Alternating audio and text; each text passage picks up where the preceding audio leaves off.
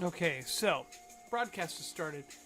I'm waiting for YouTube to get caught up here and let me see what's happening. Anyway, so good morning, all my YouTube friends and followers. I hope you are enjoying yourselves. Um, I'm just going to be talking. I'm doing a little bit of live streaming this morning just to kind of share some books I got from DansX-MenComics, his claim sale, as well as I want to kind of talk about what's going to happen tomorrow, the Whatnot show, the Dollar Train. Now, what would be super cool... Oh, and by the way, you notice I've changed the office around. There's no longer comic boxes right here behind me like there was. I've now opened up the space. You can see my art table is now behind me, and it is covered with stuff. And then all the boxes behind me, they go up 5 high, and they are on the wall behind me there, on this right behind me on my back wall. Anyway, so I got some DRM-free trance music going on in the background, either drum and bass, techno, whatever you want to call it. Anyway, so just to kind of set a mood, and I don't know why it's not there yet. Why is it not showing? Didn't I start the stream? Weird. I'm gonna refresh the screen, see if it's showing me, because it's kind of weird. Oh, there it goes. Okay, good. We're just a couple moments behind. Not a big deal. Not a big deal. Anyway, so I'm gonna work on my not saying ums. So let's go ahead and get started on this. I'm gonna pull up my package here. Now, the good news is I prepped it a little bit. So we're not going to pull the knife out and you're going to say, oh, knife safety, and what I usually do. It's okay. And so we don't have to really rush through it. But the good news is I did leave it kind of packed a little bit. So there is a little bit of unpacking to do. Tabbed tape. Dan's really good at doing that. I really appreciate that. I know I'm terrible at doing that. I don't tab tape. I know. I hate me if you want. The only reason why I don't tab tape. Why don't I tab tape? It's extra time, and I have a limited amount of time, and so I don't tab tape. I use blue tape though, so it's not as sticky for things. Ooh, there's some books that are unbagged and boarded in here. They're not of the ones that I picked up, I don't think. Oh, look, but they're cool. There's some interesting things. We'll go through it all here, and then the books that I picked up right there. There's 4 of them. All right. Yeah. So let's do this in this order.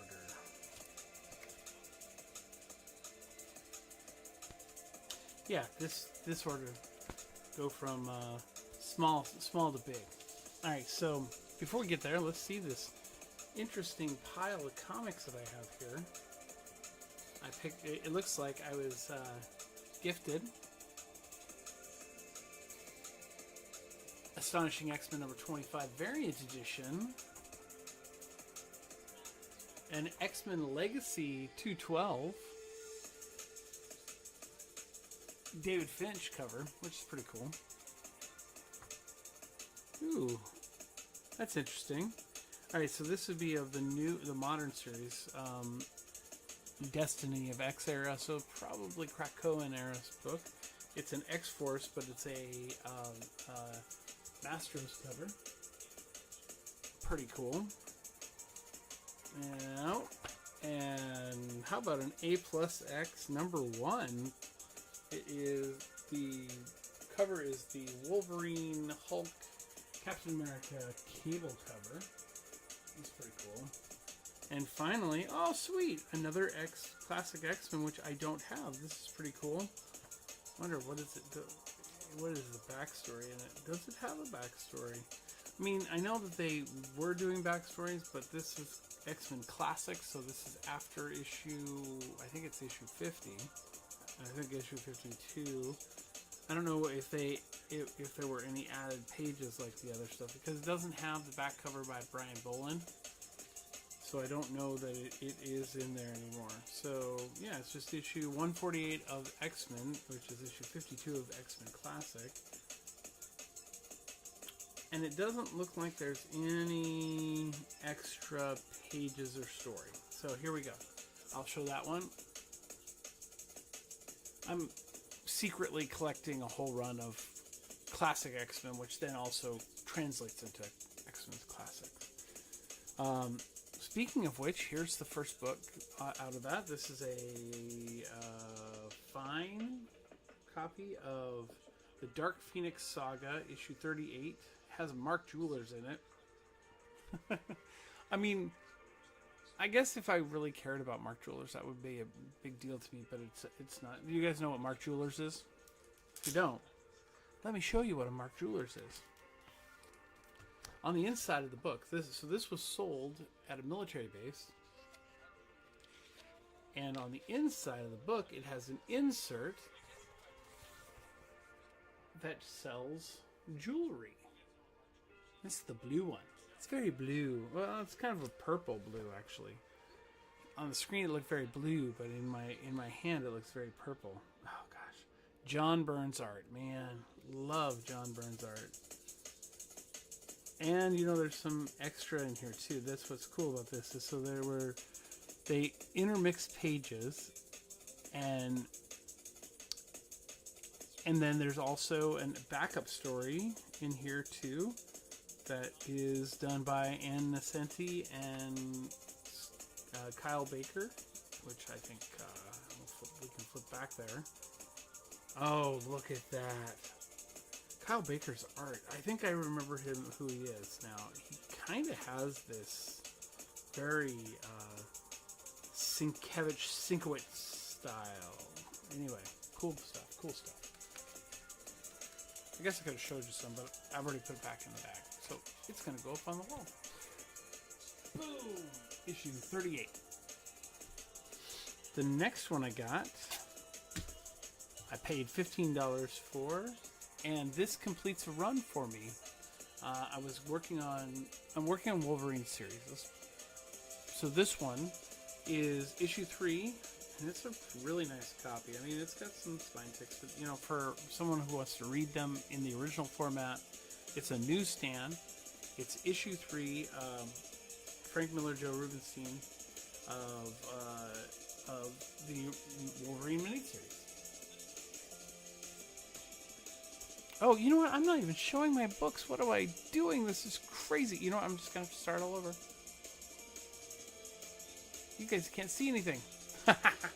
There we go. Here, let's just grab all this goodness, and we'll go back. And I was saying, Astonishing X-Men number 25. I love Astonishing X-Men. It was a really good storyline. Really, really cool. This is an issue that Bianchi was the artist, Simon Bianchi, and Warren Ellis was the writer. Joe Casey and Eaton with a Dave Finch cover for X-Men Legacy 212, which was X-Men, adjectiveless X-Men, generally speaking, and then became adjectived X-Men. Anyway, X-Force number 37 from the Krakoan era, but it's a Mastros cover. Here is A plus X. Number 1, it is Hulk, Wolverine, Captain America, and Cable. There's the classic X-Men 58 that I was talking about, or 52 that I was talking about. Here is the classic X-Men Mark Jewellers, number 38, that I showed the Mark Jewellers of on the inside. And here, where we left off on, was the newsstand, Wolverine number 3, black cover, Frank Miller and Joe Rubenstein, if I remember correctly. Next book I want to show you is kind of cool. So I am secretly, not much secret anymore, collecting Batman and trying to collect some of the older issues too. I got this one for a fantastic deal. Here is a 10-cent Batman. number 132. And is it Catwoman who's capturing them? Oh, Lair of the Sea Fox. So that's the Sea Fox. I can't tell if it's a girl or a boy. Anyway, so I'm going to show a book. Now, I have bought and sold a set of these like 3 or 4 times. And I've never really owned one that I've kept, that I was keeping. Well, this will be the one that I'm keeping. Anyway, so final book I got from him was an Uncanny X-Men 141 to go with my 142 that I picked up recently. So, those are the books I got from Dan. So we're going to hide the camera again for a second here. And I want to talk to you guys about Whatnot. So, we're gonna bring down the music. Just bring it down just a little bit. Yeah, bringing it down just a little bit. So, this weekend, I'm on the Dollar Tree. Whoa, we're out of focus. And on the Dollar Tree, we're gonna be pumping out books for $1. I'm gonna have a bunch of stuff that I've never had in a show before, and I'm gonna have some stuff that I've had in previous shows. All the books start at $1. I'm going to be posting over the next 24 hours, posting stuff for pre-bid. And then I'll have a whole bunch of other things that are just going to run at $1 because probably won't get everything up for the pre-bid. It's 30 minutes long. I have a goal. I'd like to get 50, maybe 53 transactions done. If I could get 103, that would be amazing because that would put me at 1,000, which is that goal that I've been trying to attain for a while now. That goal, which allows me to have a little bit more flexibility with the finances that I get through Whatnot. And so I really want to hit this goal. I really want to hit it fast. But you know what? If it doesn't happen this weekend, it's fine. Next weekend's coming up. Next weekend, I was able to acquire some of the new Marvel Whatnot packs. They sent out an email to people who've done this before, the Marvel packs before, which I had done the last one, and I missed the email.